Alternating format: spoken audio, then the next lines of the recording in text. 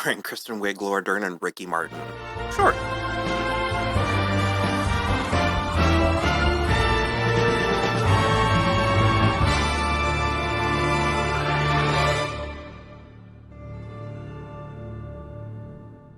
Hello, everybody. I'm Will. And I'm Kristen. And this is So I'm Watching Palm Royale, Season 1, Episode 1. It's just called Pilot. Pilot.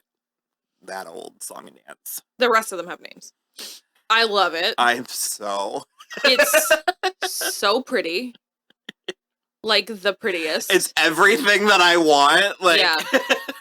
Kristen Wiig looks amazing. Leslie Bibb looks amazing. Allison Janney looks amazing. Ricky Martin looks like 20 years younger somehow.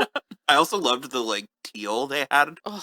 The white and teal. The color palette. So good. So, okay. When I talk about Florida, this is what I mean. I love tacky, like, classy Florida. Yeah, because like, I was going to say, this isn't even necessarily tacky. Gaudy. Sure. I like the pastels. I like 60s rich person Florida. We should be so lucky. Yeah. It's just not like this anymore.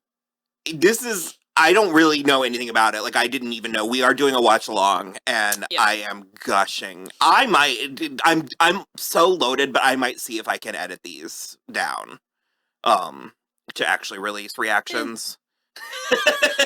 Just pay $3. You'll be fine. I really didn't know anything about the show. Both Rachel and Will sent me the trailer, and the first time I got like 40 seconds into it, and I'm like, I'm just gonna watch this, so I don't want to know. So like, I definitely got comedy. I didn't realize that there was potentially a mystery. Yeah. It also feels very satire. But like not in the way that you think when you hear the name Kristen Wiig. No. Yeah. But she's playing it very straight. Mm-hmm. Like as straight as someone. It's a heightened reality, but she's as straight as Maxine can be. And the cast is so well matched, and they're all meeting her where she's at. Yeah. Weirdly, well, not weirdly, actually, I think very on par. Laura Dern seems to be the most grounding force. Yeah. Allison Janney, too. Yeah, does Allison Janney not exist, sort of? On a higher plane. Kristen Wiig is Maxine, and she wants nothing more but to be part of the Palm Royale country club, beach club. And she is a reliable narrator. It sort of depends, because, like, okay, her last name is Simmons. And then, according to IMDb, Josh Lucas's name is Douglas Delacorte Simmons. So at some point, there's a slight disconnect. So I'm not sure exactly what it is. Well, the whole time we were watching it, I was like, this feels like it's coming from somewhere. Yeah. It didn't fully feel like she seems like she lies and is a liar and can lie quickly and with ease. But when she was sort of like opining or waxing or whatever, I'm like, this is coming from somewhere. It's very specific details. And the first episode in and of itself is a bit of a mystery, because we don't get until she's trying to get into the club. She sneaks in, makes a fool of herself, gets kicked out. Not that much of a fool. No, I mean, she didn't like fall into a cake and then fall into the swimming pool, but she has nothing like Terry Hatcher. Nothing like Susan Meyer would do.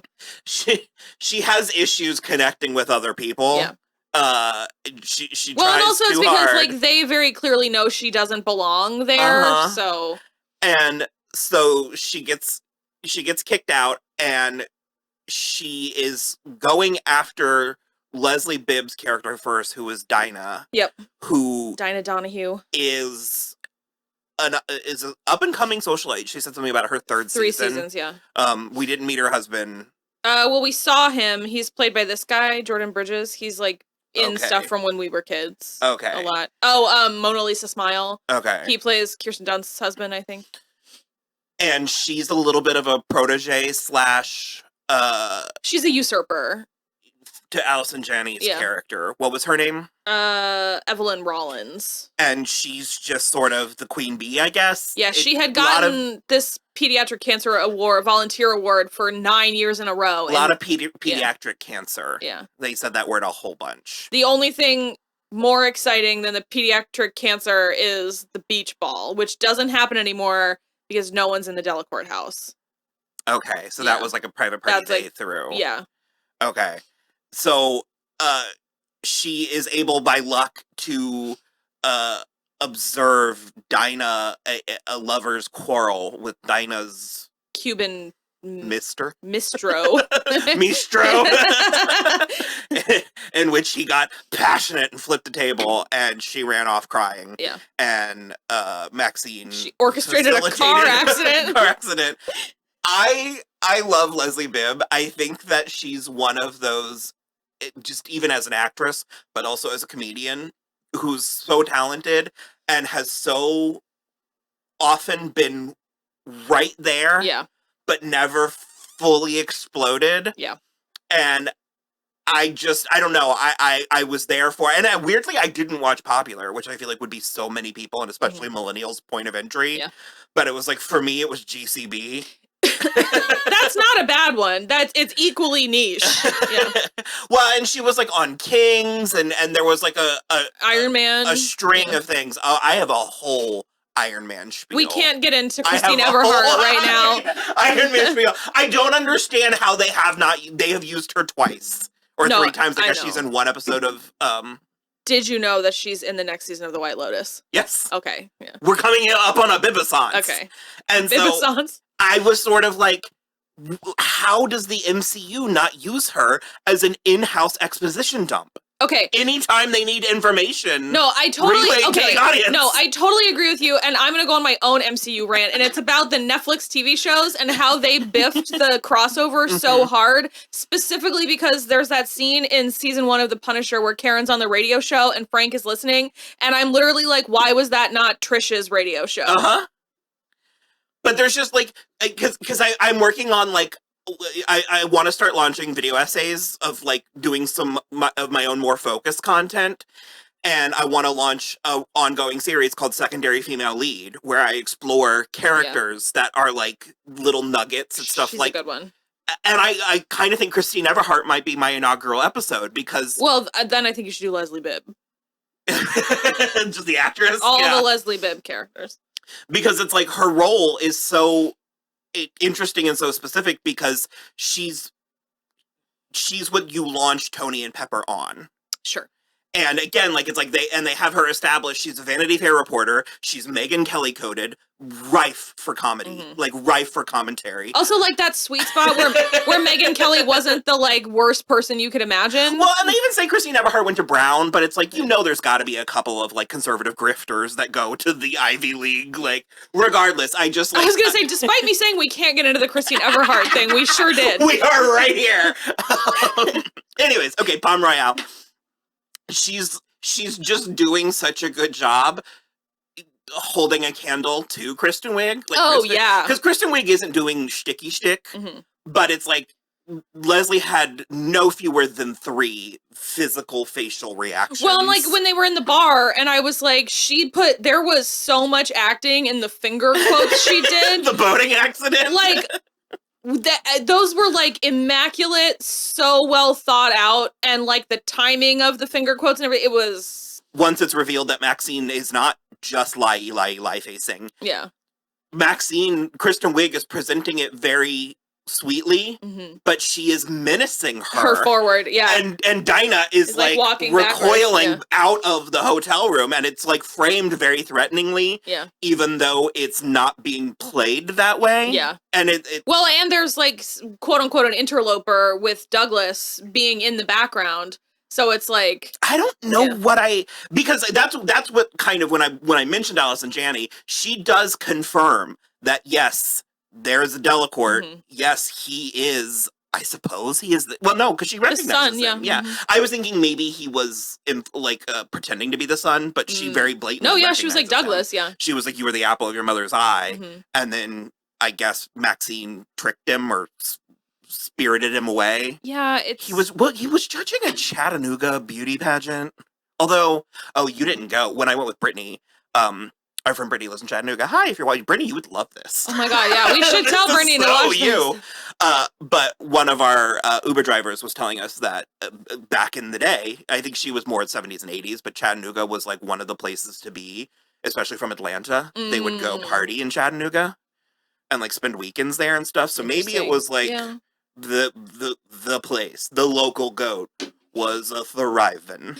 Well, so, Allison Janney did confirm that story is true. So I am curious to see what his fall from grace is. Well, he seems to be doing fine. He's a pilot. I mean, he's not like, Palm Beach Millions or anything, but also if like he's the only one left besides Norma, who is currently not for long, but currently in some sort of coma in a hospice facility. So then Norma probably does know Maxine. Because there was Norma is Carol Burnett, and there were entire scenes of Maxine in her apartment, I guess, or in her quarters. Well, it's hospice, Hospice, okay. Because that's why it was, they are very trusting the audience in a way that I like, but some things are going to slip through the cracks because Evelyn was there because her husband is in hospice. And so one of them said hospice in regards to like why Evelyn has like kind of fallen out of favor with the set. And so that's basically... And Evelyn is in danger of aging out. Yeah, because her dress had sleeves for this party. That was a very big thing with Grayman, the seamster. No, but... Dominic Burgess, who we love from The Magicians. So good. Love Dominic Burgess. But yeah, so basically Maxine is visiting Norma, and Evelyn is visiting her husband, who's right next door to Norma. And, so the diciest thing is that, like... It seems that Maxine had something to do with Norma's current condition. Because Evelyn was like, I know what you did. Right. And right. In addition to that, she is pawning all of Norma's fancy jewelry. Rubies. Like, first of all, that necklace was worth more than $20,000 in 1969. Second of all, I hate how people fence jewelry in things like this, because for my money... You break that bitch apart into pieces, you sell each stone. And especially back in 1969, there's no, like, laser cut and you're not going to get what it's worth, but you would never anyways. Well, you would have gotten more than $20,000 if you sold the pieces individually. Yeah, and also it's harder to come back to you. Also, I just watched Ocean's 8 again the other day, and I'm like, I know how to fence some jewels, you guys. Dinah and Maxine are... unwitting, unlikely friends, kind of. Yeah, but I friends, rivals. Sure, frenemies. Okay. Frenemies. It wasn't going well, so Dinah was pregnant. Yeah. And Maxine helped her out with that. Helped her procure a hasty abortion. And that's where... Through the use of Laura Dern's really...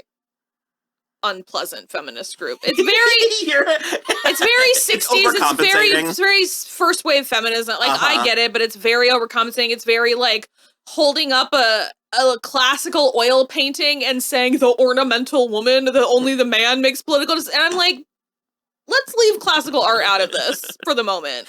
So we have, it's Laura Dern is like she's sort of spearheading this feminist movement. Her name's Linda.